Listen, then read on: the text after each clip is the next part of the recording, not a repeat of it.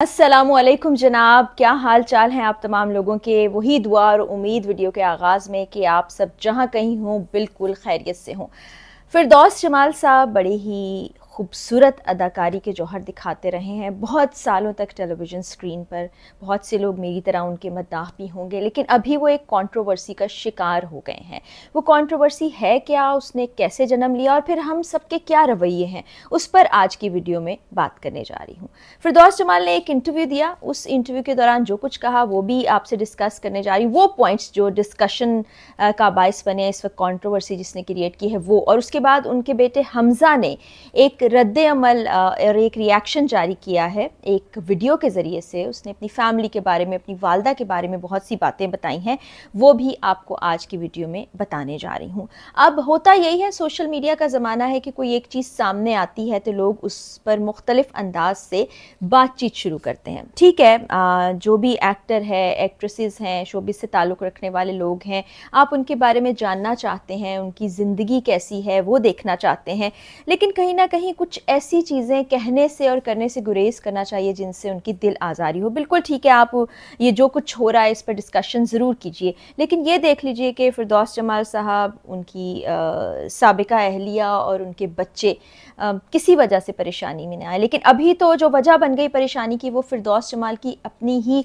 गुफ्तगू थी। उन्होंने गुफ्तगू करते हुए ये कहा कि मेरा रिश्ता जहाँ हो गया था या जहाँ जुड़ गया था वो लोग मुझे नहीं समझ सके, मेरे इर्द गिर्द के लोग मुझे नहीं समझ सके। अच्छा, ना सिर्फ उन्होंने ये कहा बल्कि उन्होंने अपनी अदाकारी के हवाले से भी कोई इत्मीनान का इजहार नहीं किया। उन्होंने कहा कि मैं जितना अच्छा एक्टर बन सकता था वैसा नहीं बना, मैं दिलीप कुमार नहीं बन सका। और वो बड़े दुखी दिल के साथ बातें कर रहे थे। उनकी बातों से अंदाज़ा हो रहा था कि उनका दिल जैसे टूट सा गया है। वो कहने लगे कि मुझे आर्टिस्टिक माहौल अपने इर्द गिर्द चाहिए था, वैसा नहीं मिल सका।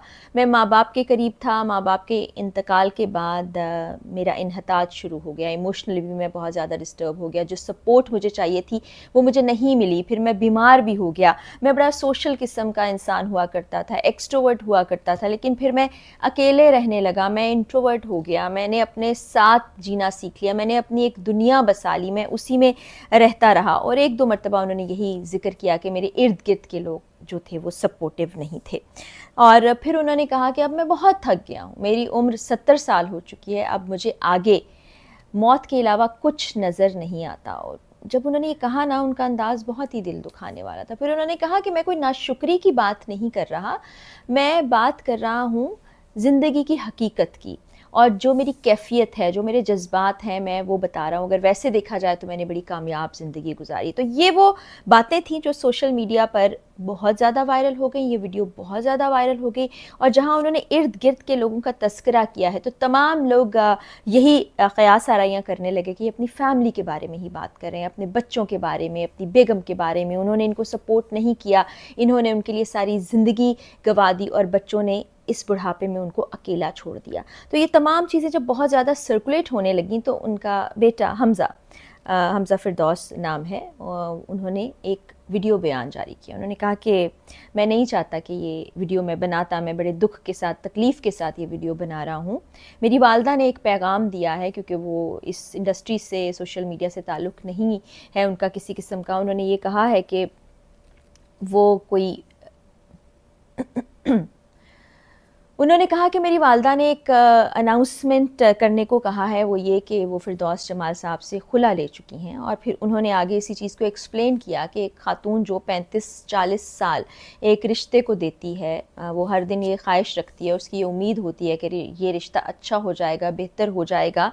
कभी भी वो नहीं चाहती कि वो अलग हो जाए, उसका घर ठीक से ना चले। तो ये बड़ा एक तकलीफ़ दे मरहला था, लेकिन चीज़ें हमारे लिए बहुत ज़्यादा ख़राब होती चली गईं। तो इस वक्त तमाम देखने वालों को भी ये बात पता ही है कि फिरदौस जमाल साहब अपने बच्चों के साथ नहीं रह रहे। तो इसी पर बात करते हुए उनके बेटे ने ये कहा कि वो जब बीमार हुए हम सब उनके साथ थे, यहाँ तक कि पाकिस्तान में उनका इलाज नहीं हो रहा था, पाकिस्तान से बाहर उनका इलाज कराया गया और इतना सस्ता इलाज नहीं है। और मैं तमाम रसीदें भी पेश कर सकता हूँ लोगों के सामने, और मैं चूँकि वीडियो सर्कुलेट कर रही है तो उस पर अपना रिएक्शन दे रहा हूँ कि हमने हर लम्हे अपने वालिद साहब का साथ दिया, लेकिन वो अपनी ज़िंदगी में बहुत ज़्यादा मगन थे। उन्होंने हमेशा अपनी टर्म्स के ऊपर ज़िंदगी गुजारी है। फिर उन्होंने ये बताया कि उनके चचा जो हैं उनका सलूक इनके साथ अच्छा नहीं था। वो ये भी कहते हैं कि यहाँ तक कि हमें जान से मारने की धमकियाँ भी दी जाती रहीं, हमें नोटिस भिजवाए गए, पैसों के कुछ मामला थे, कुछ प्रॉपर्टी की फ़ाइल्स थी वो भी साथ ले गए। फिर अपने वालिद साहब के बारे में उन्होंने कहा कि उनके पास पैसे हैं, ऐसा नहीं है कि वो गरीब हैं।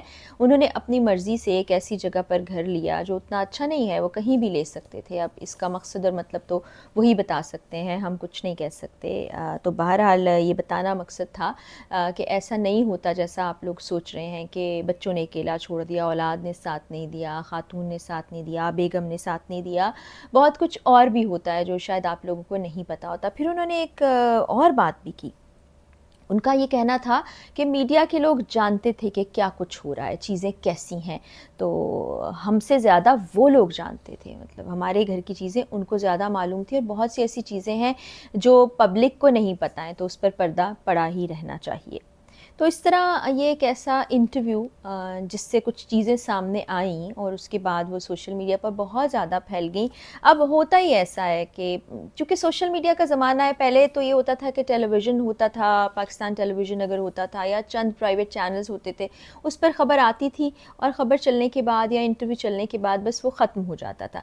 लेकिन अब सोशल मीडिया के डिफरेंट प्लेटफॉर्म्स आ गए हैं, मोबाइल फ़ोन सबके पास हैं, वो क्लिप्स रिकॉर्ड करते हैं और क्लिप्स इसी तरह से वायरल हो जाते हैं। फिर उस पर बहुत सी चीज़ें, रिएक्शन भी सामने आता है। अब जो एक्टर्स हैं, जो शोबिज़ से ताल्लुक़ रखने वाले लोग हैं, लोगों को उनसे उनसियत भी होती है, उनसे एक लगाव होता है, जज्बाती तौर पर लगाव हो जाता है। अब आप देखिए कि जो हिट ड्रामास होते हैं उनके किरदारों से बहुत मोहब्बत हो जाती है, बल्कि बड़े पर्सनल लेते हैं उनको वो, जैसे कि कभी मैं कभी तुम जो है उसमें शर्जीना के साथ जो हो रहा है, लोग बड़े फ़िक्रमंद हो रहे हैं। हालांकि वो एक किरदार है, वो एक कैरेक्टर है, वो असल ज़िंदगी में नहीं हो रहा है, लेकिन लोग कनेक्ट करते हैं। ऐसे ही फिरदौस जमाल कई दिहाइयों से काम कर रहे हैं। पेशावर से उन्होंने काम का आगाज़ किया था, फिर उसके बाद वो लाहौर आ गए और यहाँ उन्होंने बेतहाशा हिट ड्रामास किए, और वो ख़ुद अपने इंटरव्यू में कह रहे थे कि लाहौर ने मुझे फिरदौस जमाल बनाया। तो उसके बाद लोग जानना चाहते हैं, और जब जानते हैं तो फिर मुख्तलिफ़ अंदाज से मुख्तलिफ़ पहलुओं पर बात भी की जाती है। इससे पहले भी एक इंटरव्यू मुझे याद है फिरदौस जमाल साहब का आया था, जिसमें माहिरा ख़ान के बारे में उन्होंने बात की थी, वो भी बड़ी कंट्रोवर्सी क्रिएट हो गई थी। तो घर के जो मामलात हैं, मुझे लगता है कि उसको घर के अंदर ही रहना चाहिए, क्योंकि जब वो मामलात बाहर आते हैं तो लोगों के पास एक चीज़ आ जाती है जिस पर वो बात करते हैं और आप रोक नहीं सकते। हम सिर्फ यही इल्तिजा और इल्तमास कर सकते हैं अपने तमाम देखने वालों से कि ठीक है, आप बात कीजिए, लेकिन ऐसी बात ना कीजिए किसी का दिल जिससे दुख जाए, दिल आज़ारी हो जाए, तो इसकी थोड़ी सी एहतियात करनी चाहिए। बाकी ज़ाहिर है पूरी दुनिया में जो आर्टिस्ट होते हैं, शोबिस से ताल्लुक़ रखने वाले होते हैं, उनके मुतालिक लोग बात करते हैं। और अब चूँकि फिरदौस जमाल साहब के इंटरव्यू के बाद हमज़ा फिरदौस ने भी रिएक्शन दे दिया है, तो अब और ज़्यादा इस चीज़ पर बात हो रही है।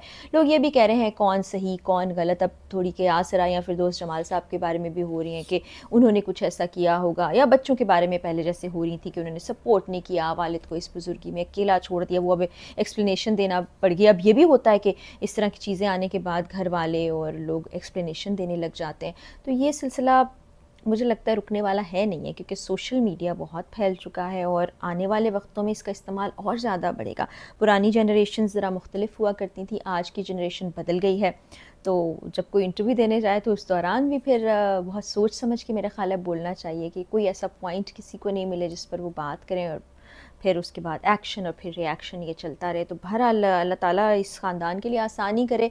और ये इस बात से मैं एग्री करती हूँ कि घर जब किसी का भी टूट जाता है या वो अलग हो जाते हैं तो वो बड़ा मुश्किल मरहला होता है, उसमें दोनों फ़रीक और अगर आपके बच्चे भी हैं, तमाम रिश्तेदार, वो बड़ा डिस्टर्ब होते हैं। तो इस चीज़ का ख़्याल भी करना चाहिए। तो इन सब के लिए आसानी ही हो, हम दुआ ही कर सकते हैं।